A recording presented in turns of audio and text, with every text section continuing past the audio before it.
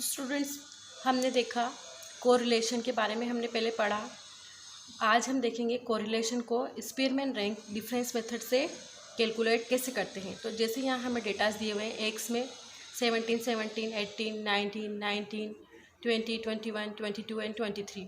इसी तरह से वाई के जो हमें डेटास दिए हुए हैं 320 तक, इनको हम टेबुलर फॉर्म में जमा लेंगे। जैसे ये हमने जमाया हुआ है, एक्स में सारे डेटास को एक्स की टेबल में लिख लिया है। इनको टोटल करने पर n = 9।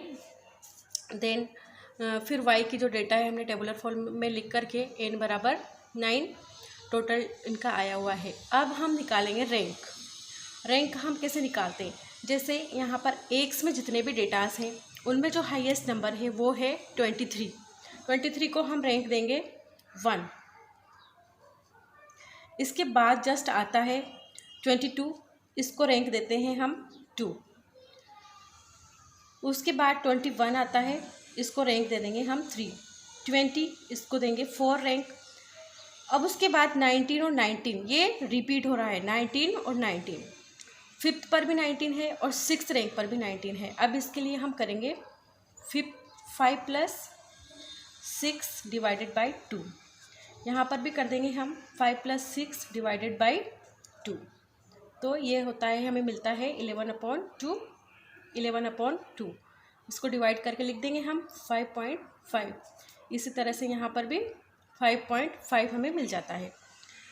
अब rank 1st, 2nd, 3rd, 4th, 5th और 6th हमें मिल गई। उसके बाद जो 18 है इसको हम रैंक देंगे 7। उसके बाद नेक्स्ट फिर हम देखते हैं 17 और 17। 8th और 9th रैंक पर भी दोनों जगह 17 है, तो यहाँ पर भी हम करेंगे 8 + 9 / 2। 8 + 9 / 2 यहाँ मिलता है 17/2। 17/2 = 8.5। यहाँ पर भी 8.5 हमें प्राप्त हो जाता है। इसी तरह से ये हमने R1 निकाला है, इसी तरह से हम R2 भी कैलकुलेट कर लेते हैं। यहाँ पर जो सबसे हाईएस्ट नंबर है वो है 360। उसके बाद आता है 340, देन 330 और फिर उसके बाद 4 + 5 पे 320। 320 4 + 5 / 2, तो 9/2 यहाँ में हो जाता है। तो ये 4.5। ऐसे यहाँ पर भी 4 + 5 / 2 ये होता है 4.5। उसके जस्ट बाद आता है 6, रैंक 6 290 को 6 रैंक। उसके बाद 7 और 8 रैंक आती है 230 को, तो 7 + 8 / 2। यहाँ पर भी 7 + 8 / 2, तो ये होता है 15/2 और हमें मिलता है 7.5। इस तरह से यहाँ पर भी 7.5। उसके बाद 9th रैंक पे आता है 210। इस तरह से हमने एक्स और वाई में रैंक निकाल ली है, R1 और R2। अब हम डिफाइन करेंगे R1 - R2। तो R1 है हमारे पास, जैसे यहाँ पर 8.5 है और यहाँ 7.5, तो 8.5 - 7.5 ये मिलता है 1। यहाँ पर भी 8.5 और 9 है, तो ये मिलेगा -0.5। यहाँ 7, R1 है 7, R2 6, यहाँ मिलता है 1। यहाँ 5.5 है और यहाँ 7.5, तो यहाँ -2। उसके बाद 5.5 - 3 ये 2.5 हो जाता है। यहाँ 4 और यहाँ पर 4.5 है, तो -0.5। 3 - 1 2, 2 - 2 0 और 1 - 4.5 -3.5। इनका स्क्वायर करने पर 1 का स्क्वायर 1.5 का स्क्वायर हो जाएगा 0.25।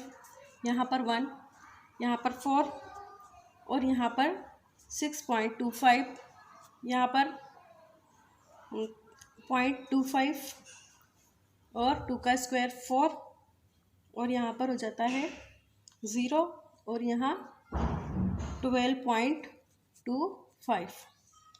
यहाँ पर समेशन डी स्क्वायर हम ऐड कर लेंगे तो हमें प्राप्त हो जाता है 29।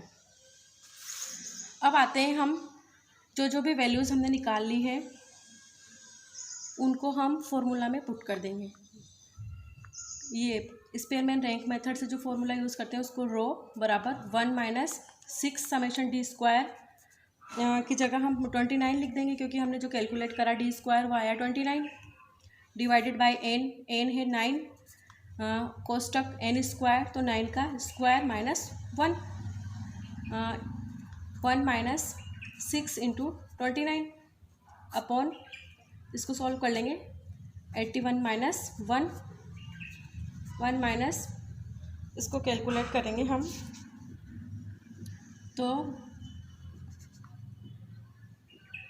ये 174 अपॉन यहाँ पर 81 में से ये 9 और 80 को मल्टीप्लाई कर देंगे 1 - 174 अपॉन 720 और एलसीएम लेकर के इसको सॉल्व कर लेते हैं हम। जब एलसीएम लेकर के इसको सॉल्व करेंगे तो हमें आंसर मिलेगा 0.758। इस तरह से स्पेयरमैन रैंक मेथड से हम कोरिलेशन को फाइंड कर लेंगे।